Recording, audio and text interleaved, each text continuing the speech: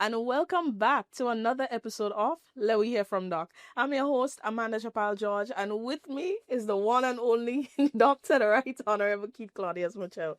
So, Dr. Mitchell, how are you doing? How's the weekend? Well, the weekend, listening and watching the carnival activities just afar and television and streaming and social media, but not physically. And of course, hoping to watch the proceeding for the carnival season and hoping that people treat it with a sense of peace and love and not excesses. Mm-hmm.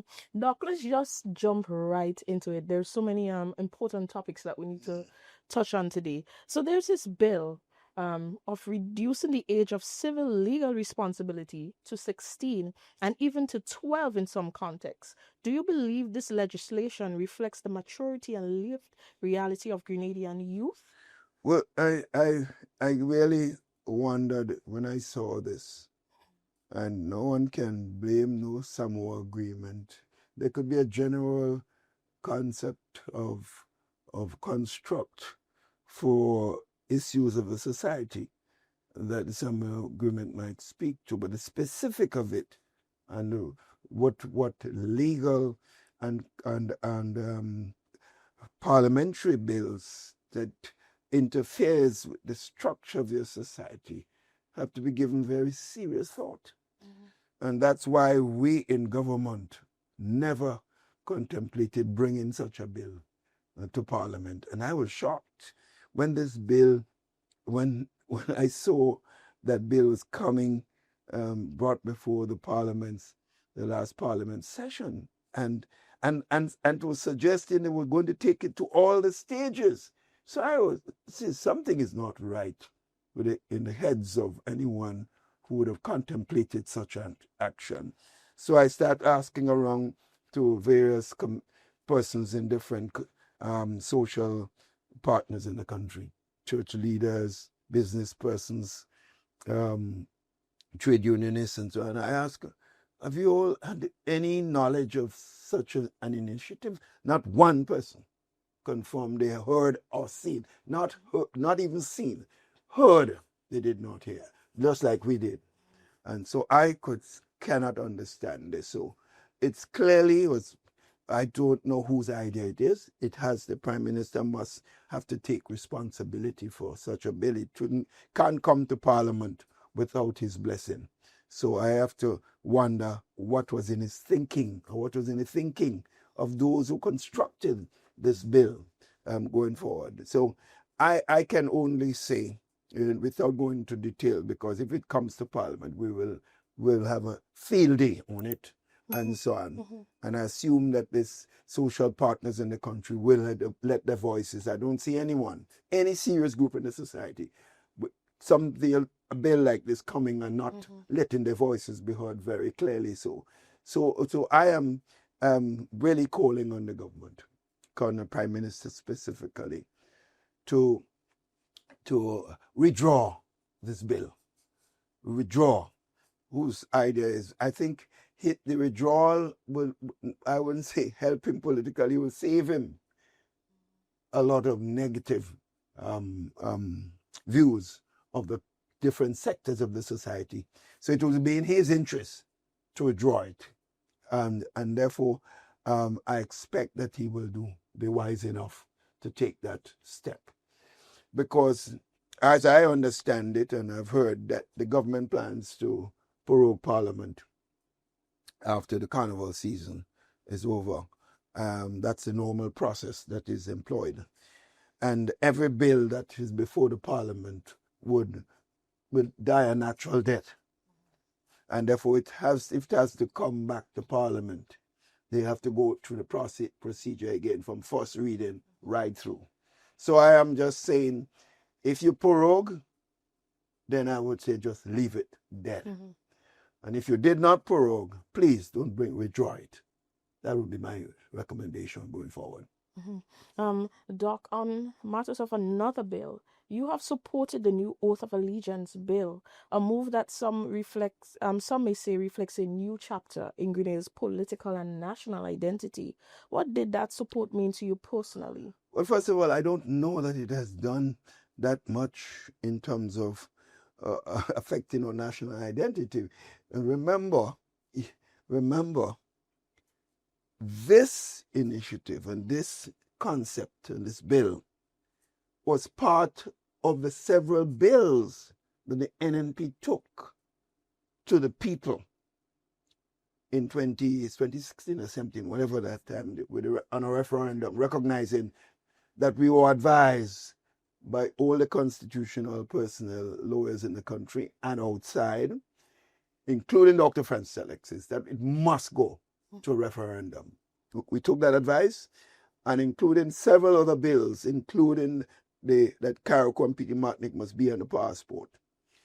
Many of these bills, we had invited the opposition, the trade union organization, the civil society, the business community to be on this consultative process where we discuss all these bills.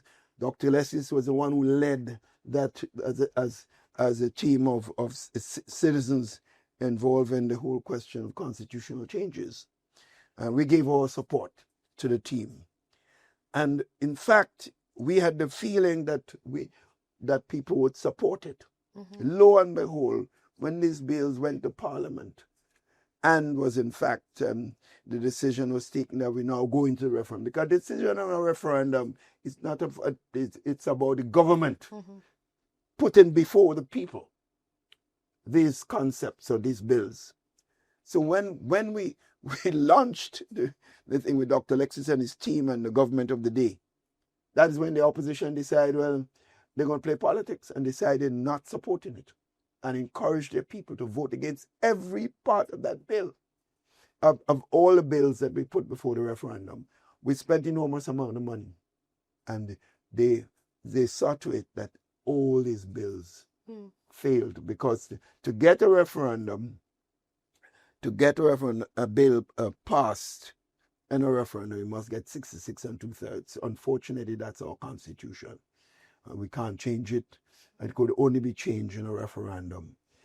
And therefore, if the main opposition party did not support it, even when we got 15 seats, 3 occasions, we got about 63 and 64% of the votes and got all the seats. But we still did not get 66 and 2/3%. So the chances of any bill going through Parliament and being accepted in a referendum must have the support of the 2 major political parties. So they all failed. So my point is, now we're told that they're taking a small portion of this because it's just an oath of allegiance, right? But the head of state is still the king. To me, which is more significant? Your head of state, because it almost become automatic. If your head of state changes, I don't see you pledging allegiance to anybody but your head of state. So it seems to me that what we should be accepting, and there should be no attempt to modify that position. I was clear in my presentation in the Parliament that we cannot vote against the bill. But we are saying, for us to say yes, let's go forward, you have to agree on a referendum, not agree that we go into the people about whether they should have a referendum. Nonsense. The government and the policymakers, which include the government and the opposition, takes a position, as we did before, that we go into a referendum and we're asking our supporters to vote for it. And I made the point, since we as a party have indicated that we will give strong support in a referendum, then it's long as the government takes the initiative and asks its supporters to support it, we expect that all the bills, including the one for Carriacou and Peter Martinique and the many other bills, in fact, no limitation of how many terms a prime minister will serve.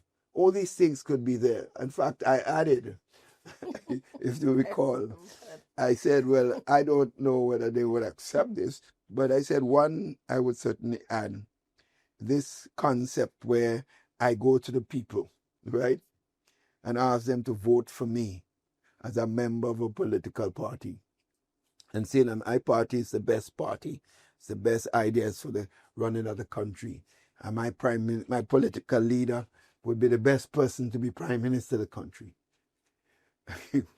The people vote for me on those basis, not just because of you. They voted. Yes, some cases, some people might vote for you personally, but you're voting also for the party and the leadership of the party. Lo and behold, you gain a seat in parliament. And a few days later, you decide your party did not form the government, but you want to be a minister, or you want to do your own thing, so to speak. And you just decided you sell your votes for 50 pieces of silver, and then you still want to call yourself honorable. What is honorable about an individual that takes people's vote and sell it, basically sell it for 50 pieces of silver, and calling himself and smiling in parliament and others as honorable?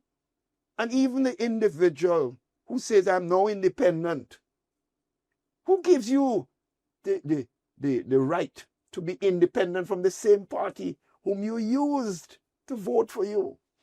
In fact, in both cases, my point is,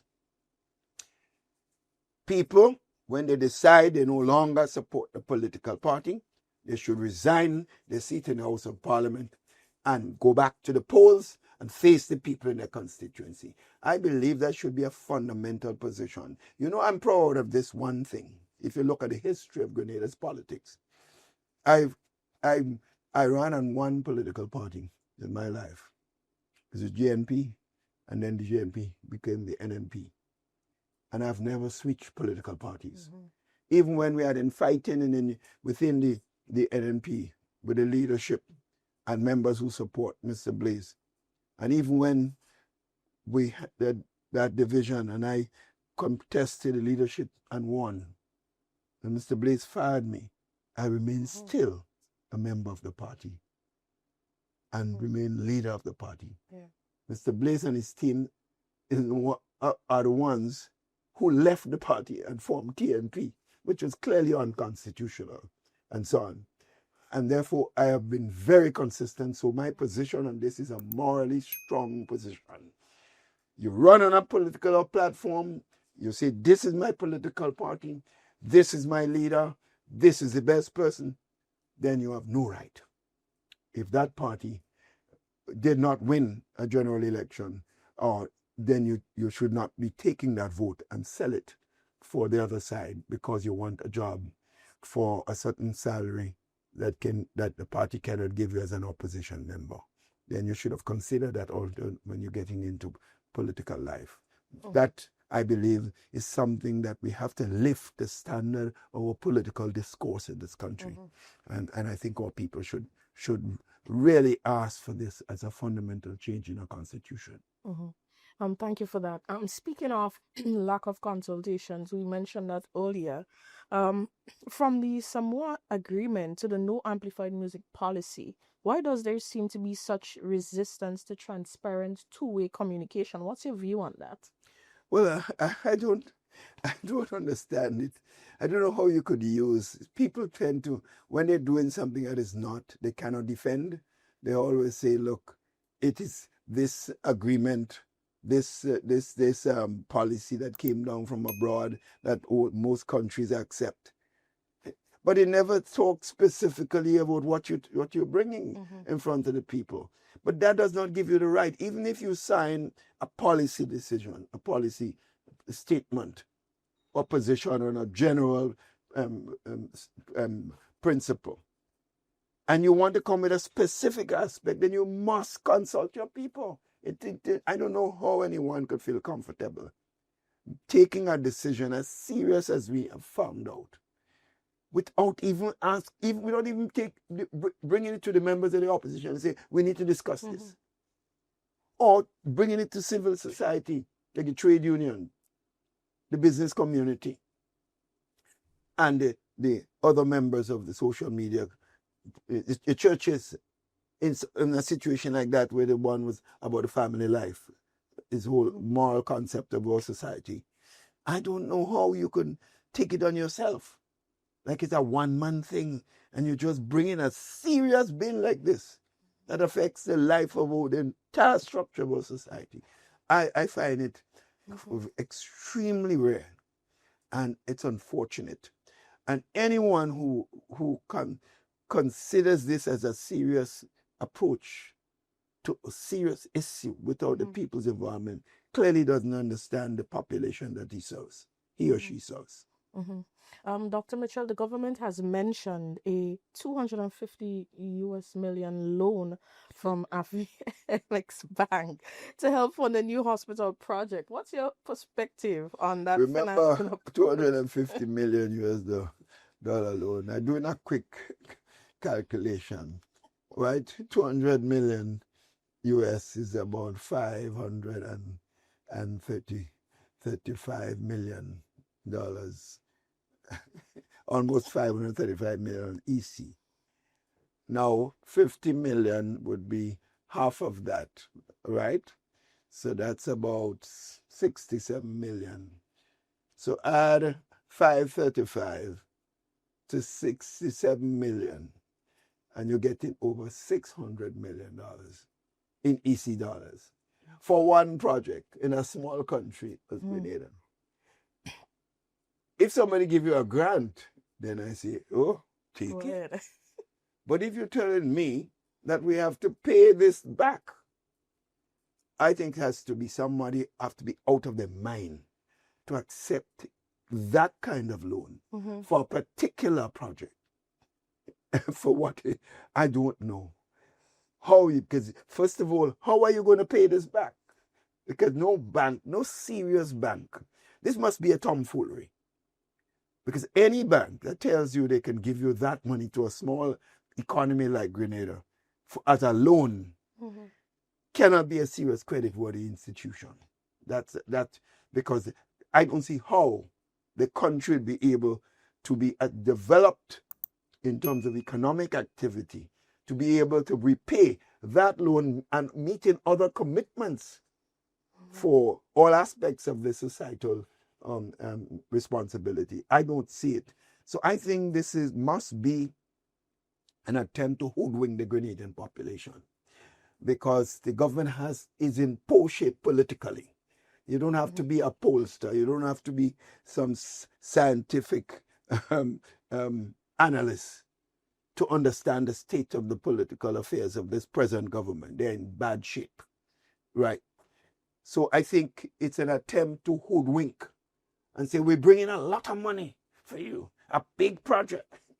Vote for us. And everybody will get a piece of that money.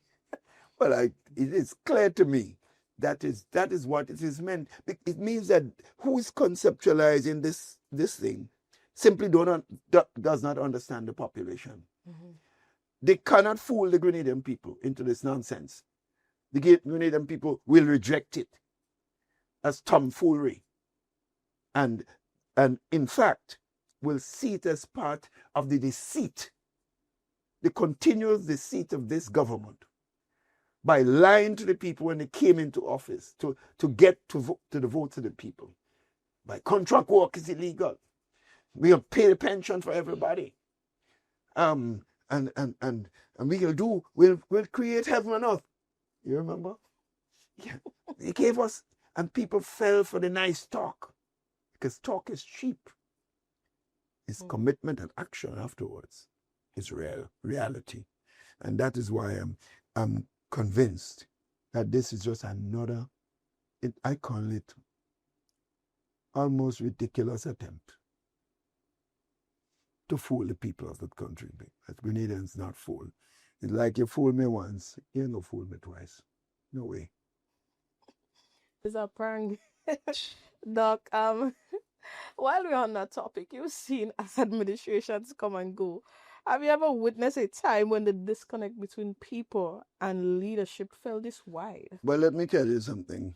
Over my 40 years, and of course, winning 5 elections in this country and been prime minister for five times,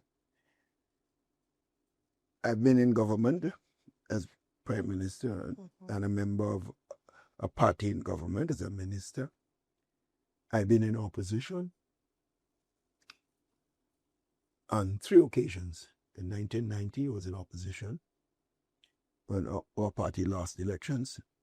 In 2008, I was in opposition. And in 2022, I'm in opposition again from now. But I must say, this present NDC, and in each case, the first 2 cases, they only lasted 1 term. And I'm saying that the NDC in 1990 and the one in 2008 cannot be compared to the present one. Mm-hmm. This is far worse. And in each case, they lost 1 term. In the case of the first NDC, they lost, we won 8 seats. Mm-hmm. In the case of the second NDC, they were so bad that the people gave us 15 seats. Well, this one is so bad, they might give us 20 seats. But Doc, while you were speaking, right, it just came to mind. Let's go back a bit, back to that loan thing for that hospital, because it seems like the NDC administration just has a thing with hospitals, but they want to put us in bed. we're too healthy when they put us inside. Well, amazing. But it begs the question: who's going to pay? Who are the ones that are going to be paid back for that loan? Well, the good question is to ask the ones that are coming with it, and maybe the bank that claims it can give it will have to ask how this money will be paid back by the people of Grenada Cargo Company, which is about 115,000 people at this time, with the kind of economic past and present that the country is projected and what you would expect in the next few years. I don't see how anyone could expect that any government would be back almost $600 million, more than $600 million, as I gave you the calculation a while ago. It would be a strange one. So that's why I said it's really clearly an ill-conceived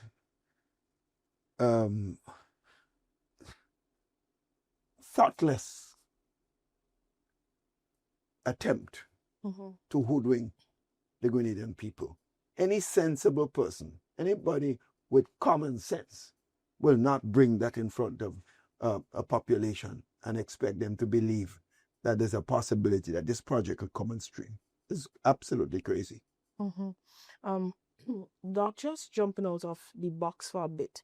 One journalist had stated that they are the first drafters of history. That is journalism in itself. In an era of fast-changing facts and limited press access, what role must media play in preserving Grenada's democratic record? Well, the media, as the fourth estate, is doing, would always have a major role to play, but it has to be a responsible media. A media that allows itself to be manipulated by those in power is not a serious media. A media that is irresponsible, just taking up political sides, whether it's in the opposition side or the government side, without serious research, is also not helpful to a country. But a serious, independent media is absolutely necessary. And I think why I say this, and I could give serious reasons why. When in the early period of my years of service in government, I consider that was the best period in terms of independent media. We had Sir Alistair Hughes, who was well respected throughout the entire Caribbean. Leslie Pear, who was a well-known newspaper editor and political analyst. And while they may have had sympathy for a political organization, they did not let you get off. Mm-hmm. They were not afraid to confront you. Whenever I went to a press conference, Leslie Perry would have challenged me. He would have challenged the prime minister that I was supporting Howard Blaze at the time. And I believe his brother was a member of Blaze's party. And similarly, Alice Hughes. I remember on one occasion, Alistair Hughes came to my house and he said to me before he started, come to interview me. And he said, what stupidness you're bringing forward? I said, what do you mean? He said, well, you're bringing stupidness. And he explained what he meant. And of course, I spoke to him and said, I don't agree with you. And sad. And after the interview, he said, well, I did my job and you did your job. And we all laughed. And his interview was published, and his disagreement or areas of where he agreed with us and so on. That, to me, is what the media is supposed to be. Mm-hmm. I always tell him, someone that probably never supported me, my political organization, Lou Smith. But Lou Smith never, when we did an interview, he was extremely professional. I knew where he was coming from. I knew his political bias. Mm-hmm. He had a side. But in his interview, and when he's doing an analysis, it was never extreme against anyone. He was extremely professional. So I wanted to talk about Leslie Perry, and people knew that he was sympathetic to my political organization. Alistair Hughes, I can't say, but I expect that he may have probably more sympathetic to myself and to the NNP or the GNP, as opposed to the NDC, whom he had considered to be elements who were part of the revolution, and that he had serious concern because they had jailed him for his independent views. But he never allowed that period to interfere with his judgment going forward. I would always respect the man, but I wanted to make the point about Lou Smith because it's well known that he was not a supporter. And I knew he was very much sympathetic to the NDC of George Bizan and company. But when it came to his professional work, his analysis, you could not fault him. Mm-hmm. But I think we lack this today, honestly. Mm-hmm. I don't know where some people who are in the media, calling themselves media persons, some I said, I'm not telling them everybody, they clearly have an agenda. And while they might be talking and pretending that the president of Media House, Media Association and so on, I mean, seriously, so they don't respect the profession they indicate that they are part of. And they're doing a lot of damage to the media in this country at this time. And I hope and pray that young persons can come up and rise up and take the rightful place and use the Alistair Hughes, use the Leslie Perry, and even Lou Smith as the kind of persons that they want to emulate and to be able to provide the kind of professional views in the media that I think is necessary for the country.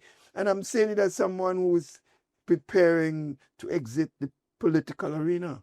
So it's not about me, because I'm not going to be the beneficiary of what is going to happen or not happen, or it's not going to hurt me.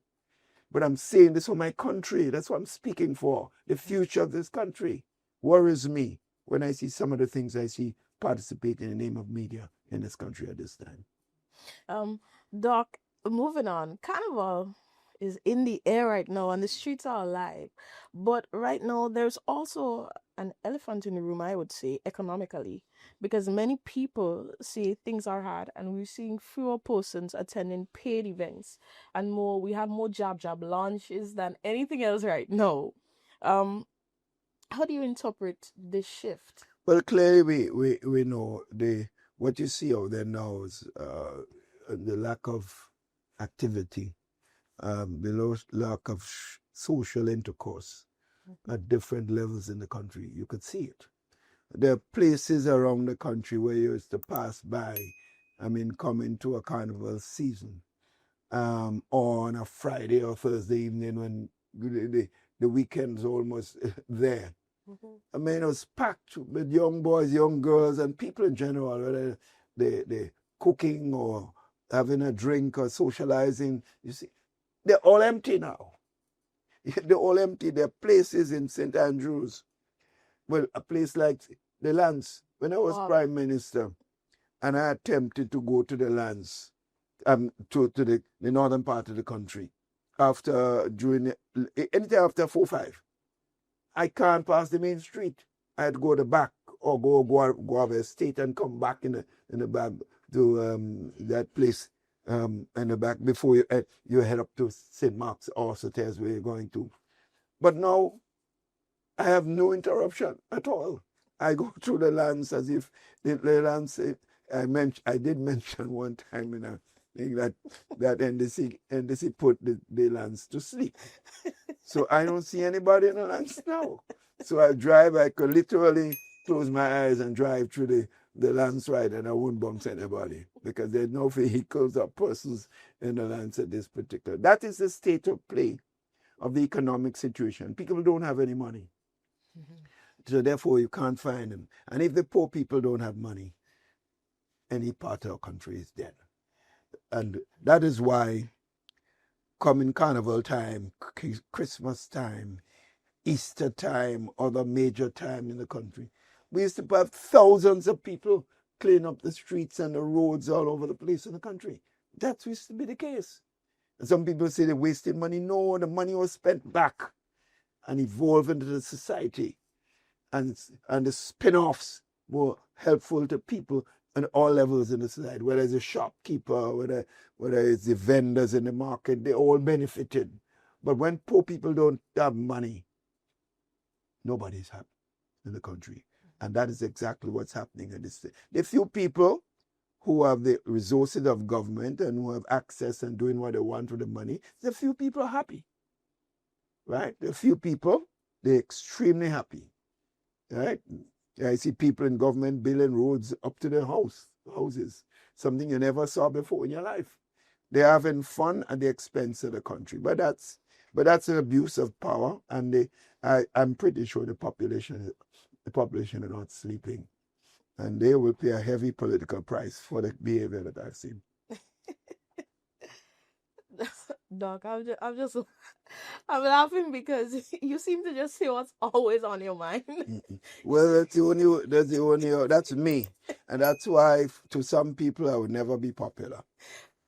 Yeah, because, one thing about me, I never get vexed with people who don't agree with me, but they get vexed with me. So it's a one-way street. They can say what they want, but if I open my mouth, then something is wrong. People have problems with me. That's how I was born, and I'm pretty sure that's how I would live the earth. I would never be able to close my mouth to satisfy. And anyone want to have an association with me, they have to pay the price of listening to me or have a price of accepting, not necessarily agreeing with me. You don't have to agree, but you have to accept that I would not always agree with you. And I would not keep my mouth shut. Agree to disagree. Yeah. That's my point. But Doc, we're about to wrap up. Yeah. But people often expect politicians to be, strict or overly serious. But over the years, we've seen your vibrant side. You've been dancing on the stage. You've always brought that energy to public life. And right now, we're seeing persons like, well, we saw Brother Bello on the campaign train last election. Yeah. No, we're seeing Sister Kate in different events and so forth. Do you think today's leaders should feel freer to show more of who they really are? But you see, with me, it's natural. I can't. That's me. I can't be anybody else but me. My mom said when I was 3 years old, 2 years old, and people come in the house, it's only me they're not my other brothers and sisters, because I'm all over them and asking them all kind of questions. So say I was rude from since day one. So that's how I was born, and so on. And I gave you a joke about, I used to take nothing for granted, and you can't tell me no, just no. You have to tell me why. And I remember they, when you're just going to school in pre as a prep, going to school 5 years, 4.5, going 5. And my sister was 6 years, and she would be in the next stage class. And I just decided my sister cannot be in a higher class than me. So those days, the blackboard was the one that divided the class. So every time as I would go across to the back and boy sit down in the higher class. I don't know the work, but I'm going because my sister there, she cannot be in another class higher than me. So they they would take me and put me back down. They beat me, they bring me home, they beat me, I cry, but a week passed, I gone right back. So that was, and I remember the incident. So I remember one day I came out after university, and I met one of these old teachers of mine. And the first time, I just come back home after the first year in university. And I saw her and I make a joke with her. I say, you're looking nice. And she say, long, I know you're rude.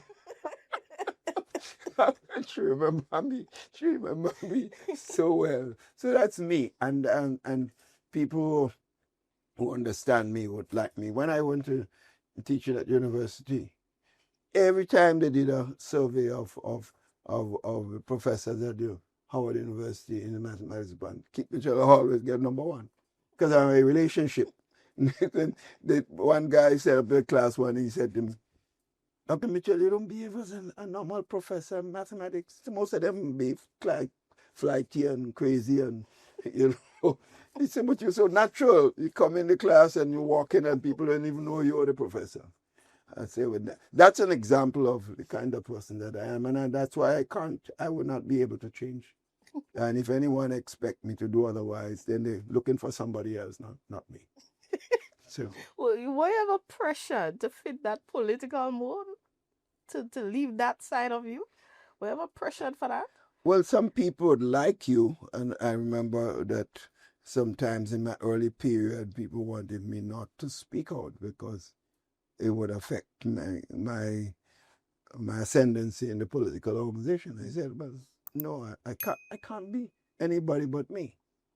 And because of my mouth and my position and decision I took, I was fired as a member of the government. And I remember telling the leader then who fired me that I had nothing against him. Mm-hmm. I took a conscious position on principle that I couldn't support certain things. Mm-hmm. But you had the power. You either keep me in the government or get rid of me. And I took a conscious decision to speak on the issues that I feel strongly about. And you took the position, the power you had to fire me. So how could I be mad with you? I hope you're not mad with me for the position I took. And that's how I see it. So I always never considered Mr. Blaze, who fired me then, as a bad person. I always had tremendous respect for him. I just disagreed with him. And I think the country owe people like himself and Eric Gary a lot for the standards they set and the things that they did. And you didn't have to agree with all that they did. Mm-hmm. Some people want you, because you say you support someone, you should not criticize an aspect of their role. I expect people, supporters of mine, not to have agreed with certain things, decision I make. Mm-hmm. And if they speak out about it, but they support me 80% of the time, why should I be mad? Mm-hmm. I'm not Jesus Christ. You're not perfect. So therefore, how do you expect everything you do, somebody that care for you or like you or support you will support everything? That's not real. And I think we have to be realistic about human nature. I want to say something, but I'll leave that. I'll leave that for after. But Doc, that's basically all the time we have. But I want to ask you one question before we go. As we head into the height of the Carnival season, what advice would you give to participants, especially our young people out there, about how to enjoy the festivities responsibly while still remembering who we are as a people? Yeah, I think it's important. Carnival is meant to the people give up themselves and enjoy themselves, mm-hmm. And free up themselves in many respects. But it can be done with love and peace. And I think my message would be, enjoy yourself, but be careful with excesses. It's excesses that can lead you down the path of problems. And respect other people's right to enjoy themselves freely too and in peace. And I would suggest no one should be in a celebration or a party or some activity with a knife or a gun. To me, if I have to pick up a gun or a knife to go in an activity, I'm not going there. Because it seems that you go in with a knife and a gun to prepare for war, to defend yourself. So why should I go into an activity what I want to celebrate and show to express myself, and then I'm walking with a gun or a knife, and next thing somebody touched me and I get mad, and next thing violence starts? So I'm asking everyone, if you want to enjoy yourself, please don't walk with a knife and a gun. Just be safe. Respect other people and respect yourself and your family. Well, thank you so much. And you guys, just listen to the doc. Stay safe and enjoy this carnival season. That's all the time we have for today, folks. Remember to like, share, and subscribe to our channel. Show them